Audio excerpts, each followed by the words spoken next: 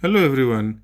In this video I am going to discuss about an overload overcurrent tripping mechanism using a 1:1 current transformer. As you can see, this is my current transformer. Let me show the current transformer. So this you can see 1:1 current transformer. This is the current transformer. The primary of this current transformer is in series with this 200 watt lamp. The secondary of this transformer is connected to an amplification circuit based on op-amp LM324. This circuit has two parts, a differential amplifier and a buffer. After the buffer, the circuit is, the output is an AC voltage and it is rectified using a Schottky rectifier and a 0.1 microfarad capacitor. As you can see, this is the rectifier diode, Schottky rectifier, and this is the 0.1 microfarad capacitor. I am using Schottky rectifier because I want a fast response, and I am using 0.1 microfarad capacitor here to filter the ripples. One important thing we need to note here, we should not put any resistor here. In the trials I was putting a resistor and that resistor was creating an oscillation with this capacitor and it was preventing Arduino Uno to measure the current. So as you can see here, the Arduino Uno is measuring the current in counts. This is counts and the set point is 839 counts. The present counts is 105 counts. So Arduino is measuring the counts from the output of this buffer amplifier. The buffer amplifier is fed to the analog channel of the Arduino Uno and the second analog channel of Arduino Uno is connected with the reference potentiometer. This reference potentiometer. So there is a comparator inside the Arduino Uno. It will compare the reference count with the running counts. As soon as the running count is greater than the reference count, the set point, it will issue a tripping command. So as you can see now, the current is 105 and the set point is 839. The count in set point is much higher and the current is low. Now let me show you the real current. As you can see, the current is converted in terms of voltage. So now I am going to increase the current in the circuit. Let me pause the video a little. As you can see, the circuit current is now 0.42 amps.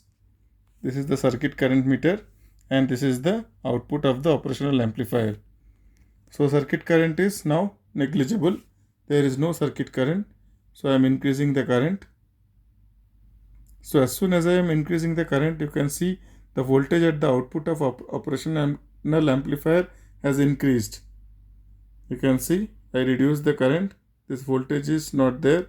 When I am increasing the current, see it is detecting the current.